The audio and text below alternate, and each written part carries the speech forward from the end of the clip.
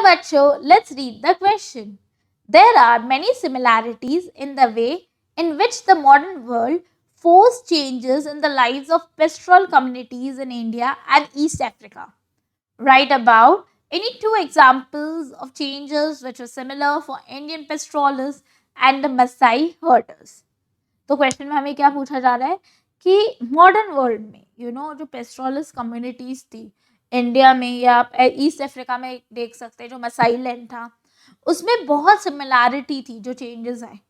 तो हमें ये चेंजेस के बारे में बताना है और हमें दो एग्जांपल्स बताने हैं जिससे हम ये बता सकते हैं कि कैसे इंडियंस और मसाइज दोनों की लाइफ चेंज हुई। ठीक है, अब पहले हम देखते हैं सिमिलैरिटीज। तो अब सबसे इम्पोर्टेंट चीज जो थी वो है कि दोनों ही यूरोपियन कॉलोनियल पावर के अंडर थे।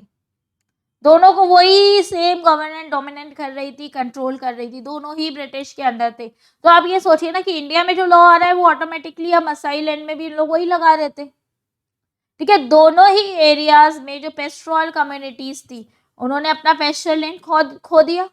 Y? Because the pastoral land was converted into agricultural land, houses were made on it.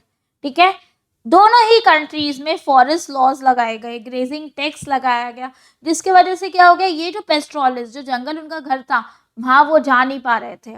अब उनको टैक्स पे करना पड़ रहा था वहां घुसने के लिए, अपने जानवरों को ग्रेज कराने के लिए। यस, तो जिसके वजह से they were forced to give up the old mode of occupation. They can no more follow the old occupation that they were following. क्योंकि now it was becoming very difficult.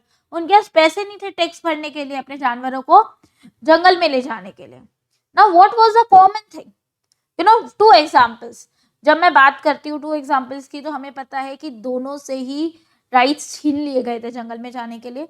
तो अब क्या हुआ, दोनों ही जगह पेस्ट्रोलिस्ट ने अपने प्रोफेशंस चेंज करे फॉर सर्वाइवल, जीने के लिए, खाने के लिए, अपने कैटल को जिंदा रखने के लिए।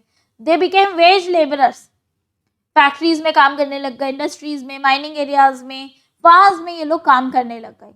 नॉट ओनली दैट, धीरे धीरे कुछ पेस्ट्रोलिस्ट तो अपने कैटल को बचा ही नहीं पाए। They did not had money to feed their cattle, the cattle died, they had to sell their cattle because of the Forest Act. And this did not only happen in India, but Maasai herders के साथ भी यही हुआ। तो now I hope you have understood कि दोनों में क्या similarity थी। You can state this with examples और कैसे उनकी life change हो गई because of the colonial power ruling over them. I hope you have understood the question as well as the answer.